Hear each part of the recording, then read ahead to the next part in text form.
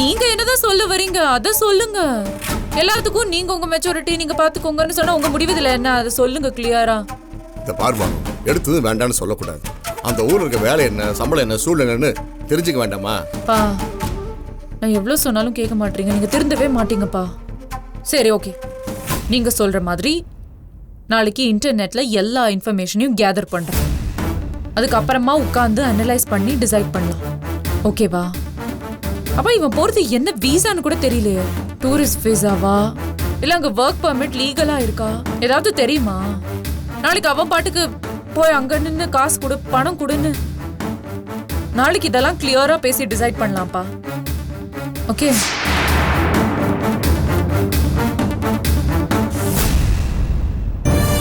பா வீசாலாம் பக்கா தான். என்ன சம்பளம் ஏதுங்கிறது எல்லாமே தெரியும். எப்போ பார்த்தாலும் என்ன ஒரு முட்டாளாவே நினைக்கிறா. நீங்க சொல்லுங்க. இந்த பாரு, ஒரு விஷயம் நான் சொல்றேன் கேட்டுக்கோ. உங்க எல்லாருக்குமே வயசு இருக்கு, அனுபவங்களை கத்துக்க போறீங்க. இதுக்கு மேல நான் சொல்றதுக்கு எதுவுமே கிடையாது. எங்களால் முடிஞ்ச அளவுக்கு சப்போர்ட் உனக்கு பண்ணியாச்சு. அவளை படிக்க வச்சு கல்யாணமும் பண்ணி கொடுத்தாச்சு. அவன் அந்த வாழ்க்கையை ஏத்துக்கல, ஆனா அவன் வேலைக்கு போற சம்பாதிக்கவும் செய்யறான். இன்னைக்கு நீ ஃபாரின் போறதுக்கு முடிவு எடுத்திருக்க. இனிமேல் என்கிட்ட எந்த யோசனையும் கேட்க வேண்டாம். இனிமேல் உதவி பண்ற சக்தியும் எனக்கு இல்லை. உன்னோட முடிவு எதுவா இருந்தாலும் உன் பொண்டாட்டியை சார்ந்ததா இருக்கணும். இங்க வாமா, இத பாரு. என் வாழ்க்கை எடுக்கிற எந்த முடிவும் உன்னுடைய விருப்பத்துக்கு உட்பட்டதை மட்டும்தான் இருக்கணும். இப்ப அவன் வேலைக்கு போறானே, உனக்கு சம்மதம் தானே? சம்மதம் தானே? முழு சம்மதம் தான். சரி, அவ்வளவுதான். இந்த பாருடா, உன் பொண்டாட்டி சம்மதம் மட்டும்தான் உனக்கு தேவை. எங்களை விட்டுடு. சரி, ஜாக்கிரதையாடா. Take care. மனசை போட்டு குழப்பிக்காத.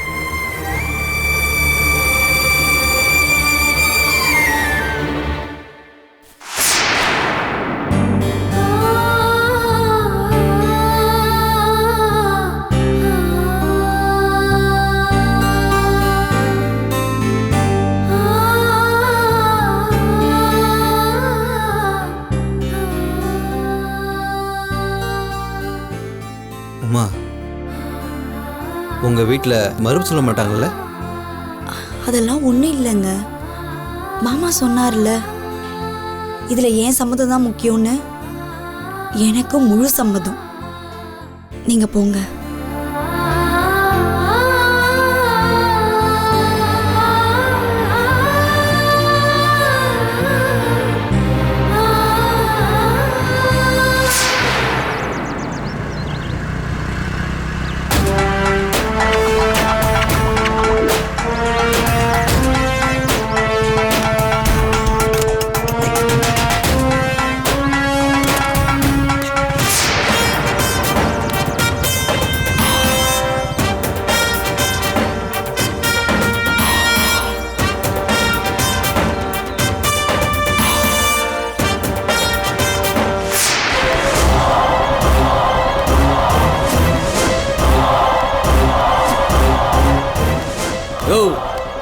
இங்கே வாயா வாயா, இங்க அங்கெங்க போறவ?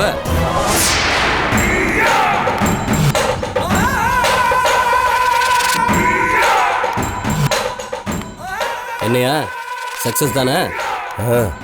இப்படி எடுத்துட்டேங்க. நான் சொல்லலடா முகத்துல புத்திசாலியாக ஓடுதுன்னு. சாதிச்சிட்டாடா நீ. வாங்கி பாடுறா. நல்லா ஓடுதுப்பா. இந்தாங்க. அது எங்க கேட்குறீங்க? உயிரை பணையை வச்சு எடுத்துட்டு வரேன். இந்த பேப்பர் எடுத்துட்டு வெளியே வரேன், சரண பையன் வந்துட்டான். அப்புறம் என்னாச்சு பார்த்துட்டானா? பார்த்துருந்தானா என் மாடி தான் இங்கே வந்திருக்கோம். எப்படியும் ஒரு வழியை தப்பிச்சு வந்துட்டேன் நான். டாக்குமெண்ட் எல்லாம் கரெக்டாக இருக்கான்னு பார்த்துக்குங்க. அதை ஜெராக்ஸ் எல்லாம் எடுத்திருக்கேன்.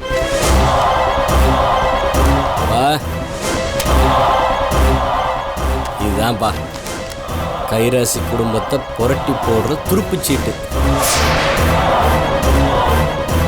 பா நம்ம கைக்கு வந்துருச்சு.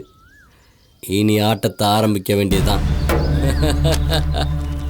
யோ சாதிச்சிட்டியா இந்தா இந்தா வச்சுக்க. என்னங்க இவ்வளோதானா? இது செலவுக்கு தான்யா. பெருசா அப்பா பண்ணுவாரியா? பெரிய ஐடியாலாம் வச்சிருக்காரு. இடமெல்லாம் கொடுக்குற ஐடியாலாம் இருக்கு, கவலைப்படாத. இப்போதைக்கு செலவுக்கு வச்சு என்ஜாய் பண்ண. ரொம்ப நன்றிங்கய்யா. அப்புறம் ஒரு விஷயத்த தெளிவாக புரிஞ்சுக்குங்க. இந்த ஜெராக்ஸ் காப்பி வச்சுட்டு ஒரிஜினல் காப்பி என்கிட்ட கொடுத்துருங்க. இதை நான் ஜெராக்ஸ் போடுறக்காக எடுத்துகிட்டு வந்தேன். திருப்பி கொண்டு நாங்கள் வைக்கிறேன்னு வச்சுக்கோங்களேன், தேடி பார்த்து கண்டுபிடிச்சி என் தோலை உரிச்சிருவாங்க. நான் அங்கே போனது அந்த கடையில் வேலை பார்த்தவங்களுக்கு தெரியும்.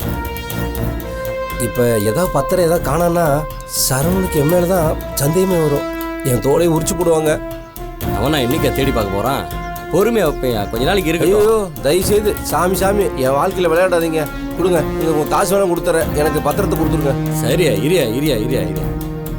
யோ ஜெராக்ஸ் எல்லாம் கொடுத்தா அவனுங்க நம்ப மாட்டானுங்கயா. ஏங்க இது சரி வராதுங்க, இந்த பத்திரத்தை கொடுங்க. சரி இரு. டேய் உங்ககிட்ட மொபைலில் கேமரா இருக்கலாம்? இருக்குண்ணா. இந்தா இந்தா இந்த ஒரிஜினல் டாக்குமெண்ட்ஸ் எல்லாம் ஃபோட்டோ எடு, கிளியர் எடு. ஓகேண்ணா.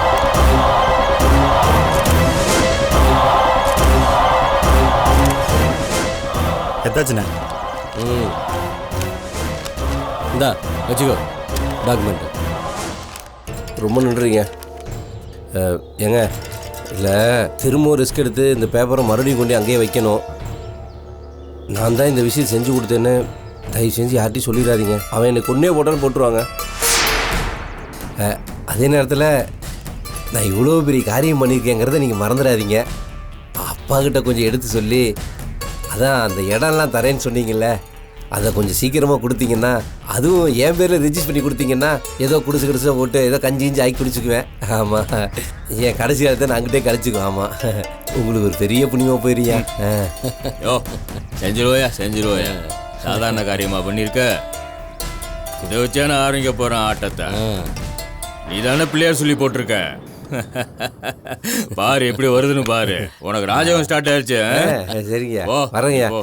எங்கேயோ போயிருவேயா? வரேங்க, ரொம்ப நன்றிங்க. போ போ. பா இந்தாப்பா பாரு, நீ கேட்ட டாக்குமெண்ட். சிவஞானம். இதில் தாண்டா மாட்ட போறான்.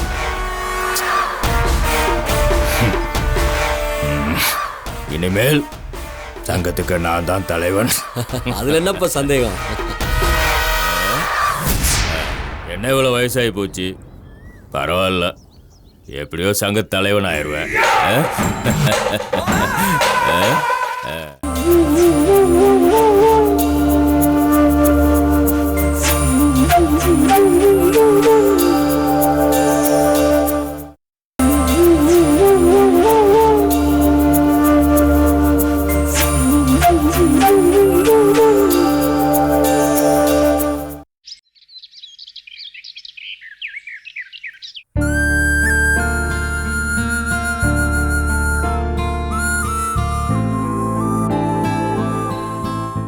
லக்ஷ்மி,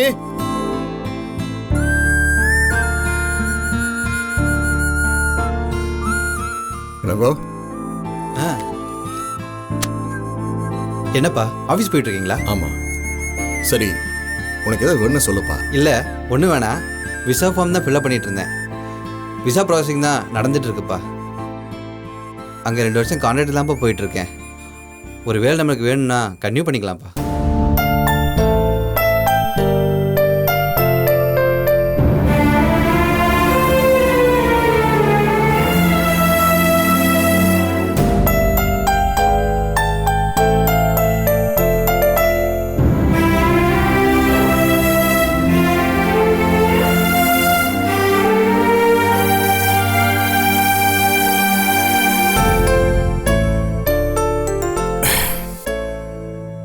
அப்போ இன்னும் 2 வருஷத்துக்கு நீங்க வர முடியாது இல்ல?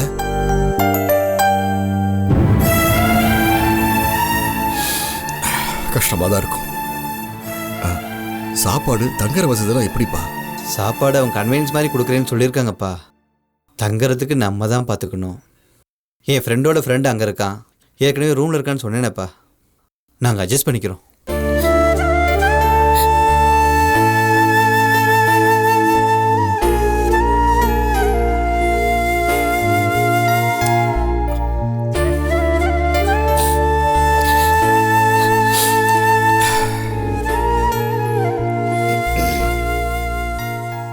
எல்லாமே முடிவு பண்ணிட்டீங்கல்ல? மனசுக்கு ரொம்ப பெருமையா இருக்குப்பா. பேங்க்ல எனக்கு கீழே வேலை பார்க்குற பியூன், குமாஸ்தா எல்லாரும் வந்து, சார் என் பையன் இன்ஜினியரிங் படிக்கிறான், டாக்டருக்கு படிக்கிறான்னு சொல்லும்போது நம்ம பையன் மட்டும் சரியா படிக்கலைங்கிற வருத்தம் என் மனசுக்குள்ள எப்போது இருந்தது. நம்ம மேலதான் தப்போ, நாம சரியா வளர்க்கலன்னு தோணும்.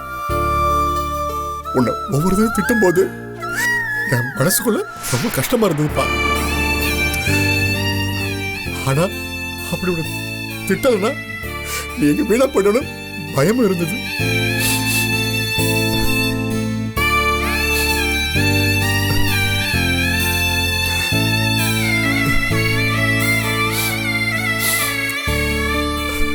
என்ன பண்ணீங்க இப்போ? எதுக்கு இதெல்லாம் பேசி நீங்க மனசு வருத்தப்படுறீங்க? இல்லடா, நீ எங்களெல்லாம் விட்டுட்டு கண்ணான தூரத்துக்கு வேலைக்கு போறேன்னு சொன்னப்ப, ஏன் நீ இங்கே இருந்து எதாவது பண்ணக்கூடாதா, எதுக்கு அங்க போறேன்னு தோணுச்சு.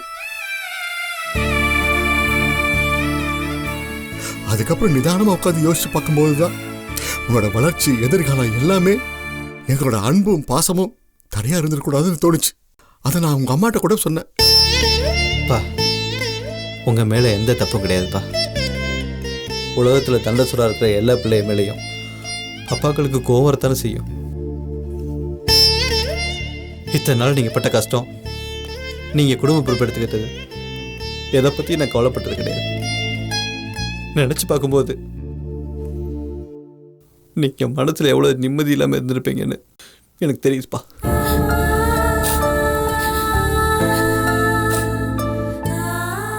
அதெல்லாம் சரி, நீ போற இடத்துல எங்களை பத்தி கவலைப்படாம ஜாக்கிரதையா இரு. அதே மாதிரி அனாவசியமா எந்த செலவும் பண்ணாத. சம்பாதிக்கிற காசை சேர்த்து வச்சுக்க. நீ போற இடத்துல நல்ல மனுஷங்களும் இருப்பாங்க, கெட்ட மனுஷங்களும் இருப்பாங்க. அதனால நாம பார்த்து பார்த்து பழக முடியாது. பழகினதுக்கு அப்புறம் நாம பார்த்துக்கணும். அப்புறம் எந்த கெட்ட பழக்கத்துக்கும் அடிமையாயிடாத. அங்க இதெல்லாம் சகஜம். நீ எதுலயும் மாட்டிக்காத, சரியா? சரிப்பா, நான் கவனமா பார்த்துக்கிறேன்ப்பா. இன்டர்நெட்ல ஸ்கைப் பண்ணி இன்ஸ்டால் பண்ணி வச்சுக்கோங்க. அதன் மூலம் என்கிட்ட பேசலாம்ப்பா. அவராது வெளியில அங்க எங்க போறாரு, வானா அது இதுன்னு சொல்ற. அவர் வந்து பேசுவாரு. ஆனா நான் வீட்டுக்குள்ளேயே அடைஞ்சு கிடக்க. எனக்கு வாரத்துக்கு ஒரு தடவையானு ஃபோன் பண்ணி பேசுறா. வயத்துக்கு வஞ்சனை இல்லாம சாப்பிடுறா. நான் பக்கத்திலே இருந்தேன், இப்போ பார்த்து பார்த்து செஞ்சேன். இனிமே தனியா இருக்க போறேன். இந்த பார், அங்க உனக்கு எது பிடிச்சிருக்கோ, எது வேணும்னு தோணுதோ வாங்கி சாப்பிடுறா. உடம்ப கெடுத்துக்காதுரா. ஏமா அப்படி அழுகுற? 2 வருஷம் தானே, டக்குன்னு ஓடிடும். நான் வந்துடுறேம்மா.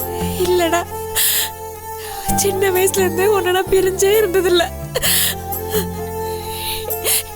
எப்ப பார்த்தாலும் என் முந்தானியை பிடிச்சிட்டு அம்மா அம்மான்னு சிரிச்சு சிரிச்சு விளாண்டுட்டே இருப்பேன். இப்ப திடீர்னு நீ இல்லாம இந்த வீட்டை நினைச்சு கூட என்ன பார்க்க முடியல. என்னால தாங்க முடியலடா. இந்த பார், இப்ப 2-3 நாளா இதே கதை தானே நடந்துகிட்டு இருக்கு. உங்க அப்பா ஏதோ சமாதானம் சொல்லி சமாதானப்படுத்தி வைக்கிறாரு. ஆனா இப்ப அவரே கலங்கி நிக்கிறார்ல.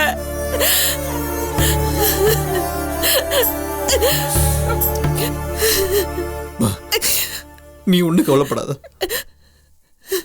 அம்மா இருக்கல, அவள்கிட்ட என் மொபைல் இருக்கு. நான் பேசும்போது நீ என் பக்கத்துல இருந்து பேசு, சரியா? அதான் உனக்கு மருமக வந்தாச்சுலம்மா. அப்புறம் ஏன் கவலைப்படுற? பாருமா, உன்னை அப்பாவை நம்பி உமா உங்ககிட்ட ஒப்படைச்சிட்டு போறேன். நீங்க 2 பேரும் அவளை நல்லபடியா பார்த்துக்கோங்கம்மா. அவளுக்கு என்ன வேணாலும் நல்லபடியா பண்ணி கொடுங்கம்மா. நீங்களும் அப்பாவும் அவளை கவனமா பார்த்துக்கோ. நீங்க 2 பேரும் மாமனார் மாமியார்ல, அவளுக்கு அப்பா அம்மா மாதிரி தான்.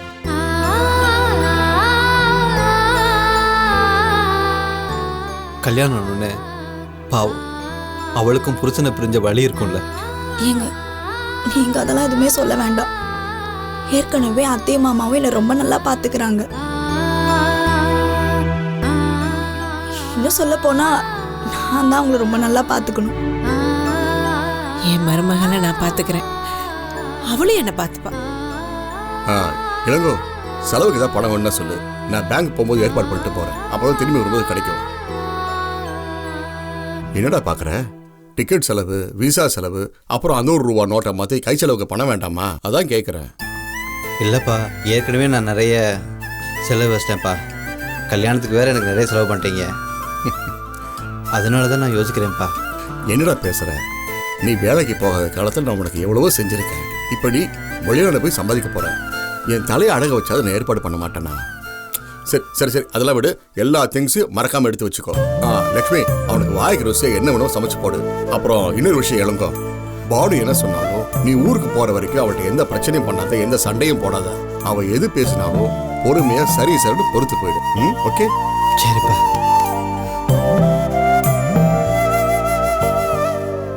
அப்பா சொல்ற மாதிரியே நடந்துக்கூடா. அப்பா மேல எவ்வளவு பாசம் வச்சிருக்காரு.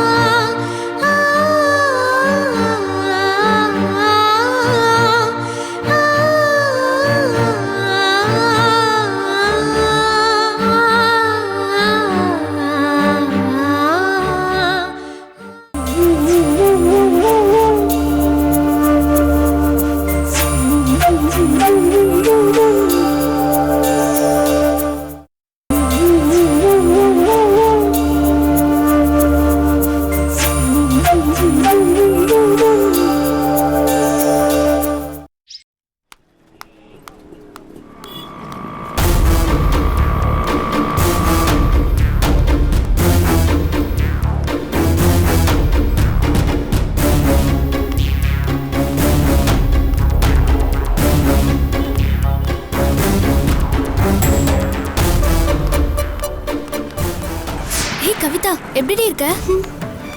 ஏய், என்னடி பார்த்து பார்க்காத மாதிரி போற? வேற என்ன, உன் கூட பேசி எனக்கு என்ன ஆக போகுது? எனக்கு அக்கான்னு ஒருத்தி ரொம்ப நாளைக்கு முன்னாடி இருந்தா, இப்ப அவ இல்ல.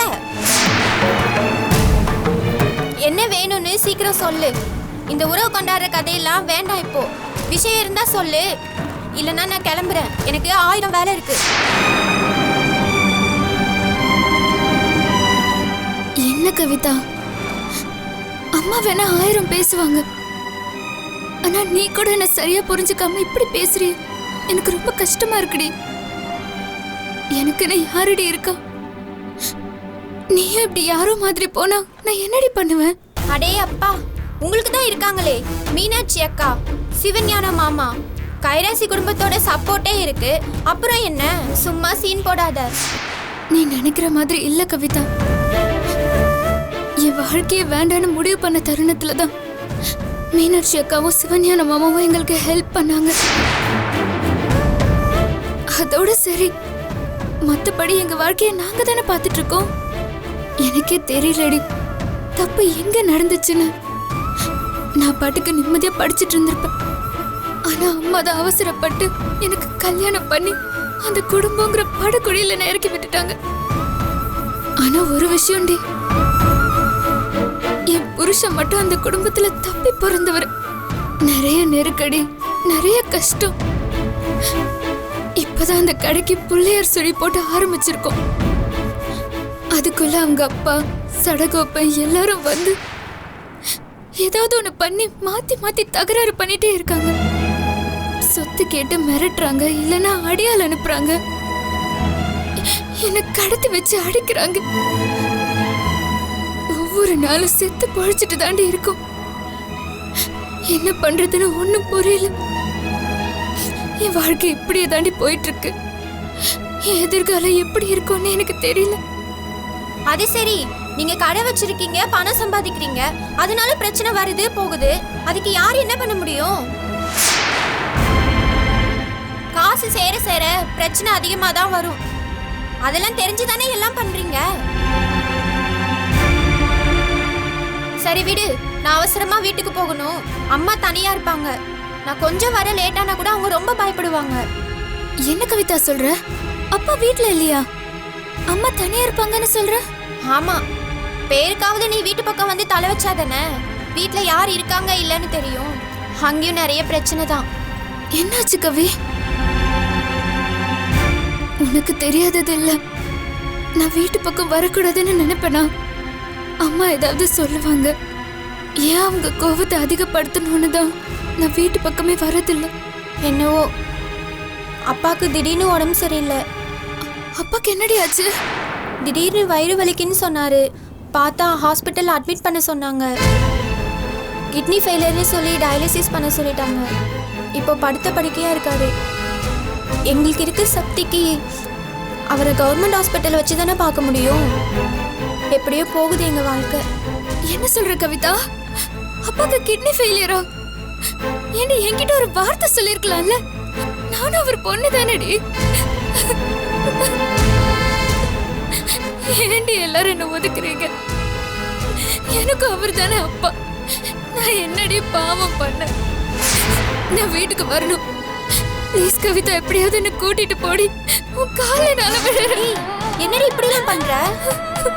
சரி நீ வா. ஆனா அம்மா ஏதாவது சொல்வாங்களோன்னு தான் பயமா இருக்கு. சரி பரவாயில்ல, நீ வா வா.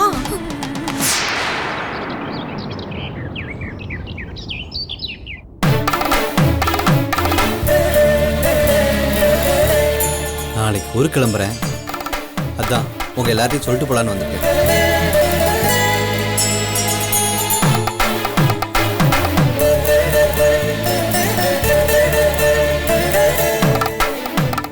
பார்த்து பத்திரமா போயிட்டு வாங்க மாப்பிள்ள. முன்ன மாதிரிலாம் இல்லை, இப்போ டெக்னாலஜிலாம் நல்லா வளர்ந்துருச்சு.